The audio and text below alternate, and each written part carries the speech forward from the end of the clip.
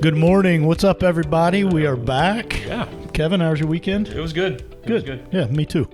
So today we're day whatever on diet types, right? And we're going to look at the elimination diet. So And that's really not a diet per se, right? It's people perceive diet as something that it's really not. It's really just the way you eat. right. But this is almost a test, right? The elimination diet.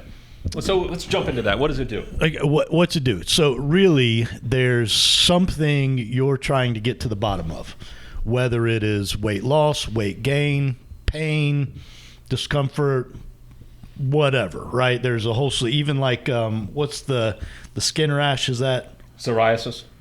Yeah, there's an Yeah. I'm wanting to say indicia, but that's No, one of our right. shipping partners, right?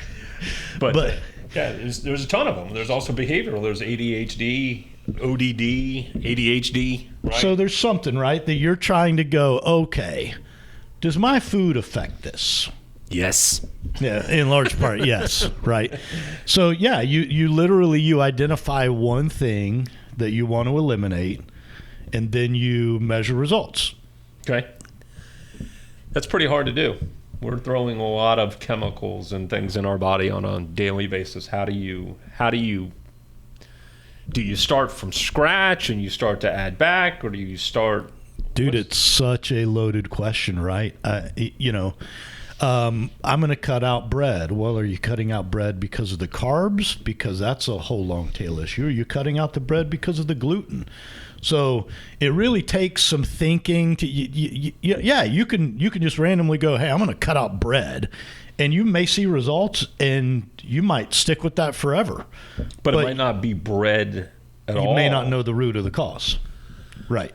It could be flour. It could be yeast. It could be. Yeah. Could be all kinds of things. So that's really what the elimination diet is. You eliminate. And then the important part is really not the elimination, it's the add back, right? So in that poor example of eliminating bread, you add back yeastless bread, Gluten-free bread, keto bread that minimizes the carbs. So if you have a problem, you'll all solve it. No. Check out my hook. Right? If you have a problem, you basically say, all right, I think that these are the identifying issues. I feel bad. I mean, because right? I feel bad when I have beer.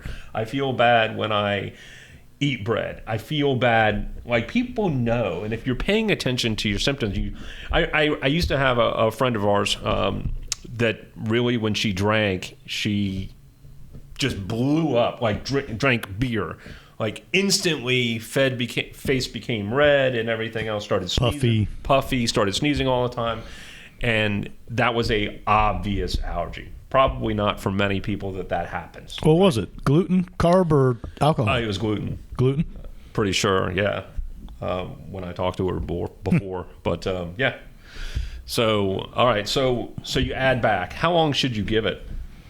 Ooh, I have no idea, but there are tools that can help you do that. Okay, we'll go.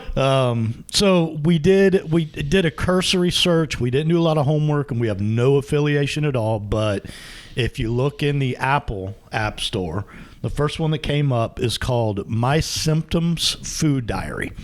It looked pretty cool. I didn't use it, but you track what you eat, you track what you're eliminating, you track symptoms from everything, and not to be disgusting, but how are your bowel movements? How's your energy? How's your sleep? You track all of this stuff, and it helps you, I guess, pinpoint the problems and figure out trends. Nice. Right? There were line graphs. There was all kinds of stuff. So, again, it was called My Symptoms Food Diary. And, again, no affiliation. I just thought it was really kind of cool as a tool, because I think if you're going to do an elimination, you got to know what you did 6 weeks ago. Right. And that's where I said it can, they say gluten takes almost 2 months to get out of your system fully, right?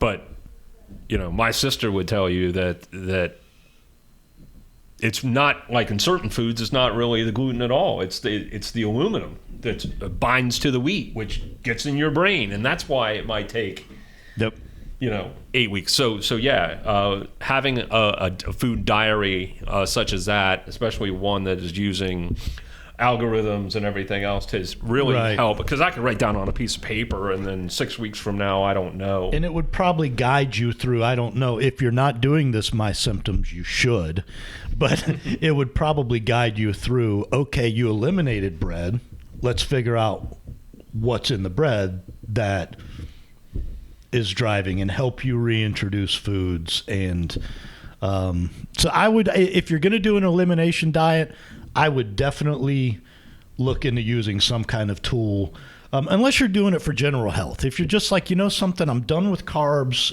I just want to feel at every better. meal. I just want to feel better. That's one thing. But if you're really trying to isolate and figure out different symptoms and how you feel and how you sleep and what your mood behavior is like and what your bowel movements are like, you really got to diary it. You got to be able to look backward and plan forward and see your trends. Okay. Would you ever use this for weight loss?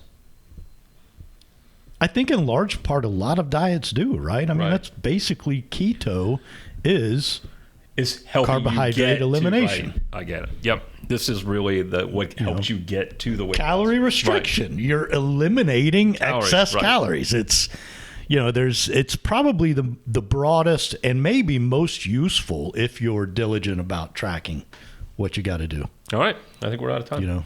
Are we out of time? Yeah. I love our time together. All right. Hey, send us your ideas. Snackcast at yes.fit. Post it in our group. Either way, we appreciate you tuning in, and we're out. Yep. Stay moving. See you.